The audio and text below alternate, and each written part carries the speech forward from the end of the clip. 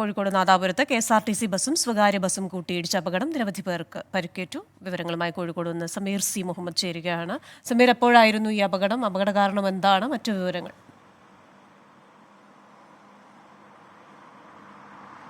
Hashmi Christina, അല്പസമയം മുമ്പാണ് ഈ അപകടം ഉണ്ടായിരിക്കുന്നത്. നാദാപുരം ഗവൺമെന്റ് ആശുപത്രി പടിക്ക് സമീപത്ത് വെച്ചായിരുന്നു ഈ അപകടം. സ്വകാര്യ ബസും KSRTC ബസും കൂട്ടിയിടിക്കുകയായിരുന്നു.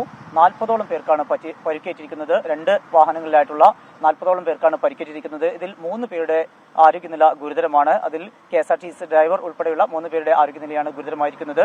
ഇപ്പോൾ ഇവരെല്ലാം തന്നെ നാദാപുരം താലൂക്ക് ആശുപത്രിയിലേക്ക് മാറ്റിയിട്ടുണ്ട്. അതിൽ 3 പേരെ കോഴിക്കോട് മെഡിക്കൽ കോളേജിലേക്ക് റഫർ ചെയ്യും. ആരോഗ്യനില അത്രമേൽ മോശമാണ് എന്ന കാര്യമാണ് ആശുപത്രി അധികൃതർ വ്യക്തമാക്കുന്നത്.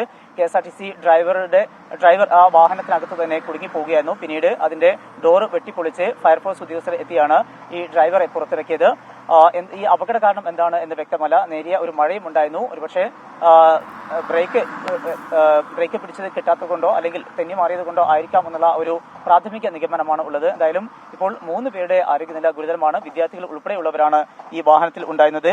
കൈവേലിയിൽ നിന്ന് ഗുരുവായൂരിലേക്ക് പോകുകയായിരുന്ന KSRTC ബസും അതുപോലെ തന്നെ വടകരയിൽ നിന്ന് നാദാപുരത്തേക്ക് പോകുകയായിരുന്ന സ്വകാര്യ ബസും തമ്മിലാണ് ഈ കൂട്ടിയിടിച്ചുണ്ടായിട്ടുള്ള അപകടം. 40ഓളം പേർക്ക് പരിക്കേറ്റിട്ടുണ്ട്. 3 പേരുടെ ഒരു പ്രശ്നം പറയുന്നത് സ്കൂൾ വിദ്യാർത്ഥികളാണ് കൂടുതൽ പരിക്കേറ്റെന്ന് പറയുന്നത്, അങ്ങനെയാണോ?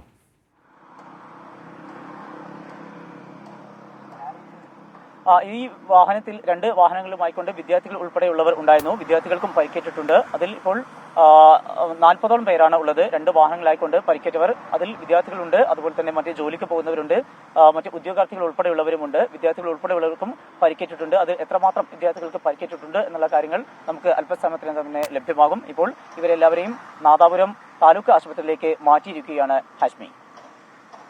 സമീർ സി മുഹമ്മദാണ് കോഴിക്കോട് നിന്ന് വിശദാംശങ്ങൾ നൽകിയത്.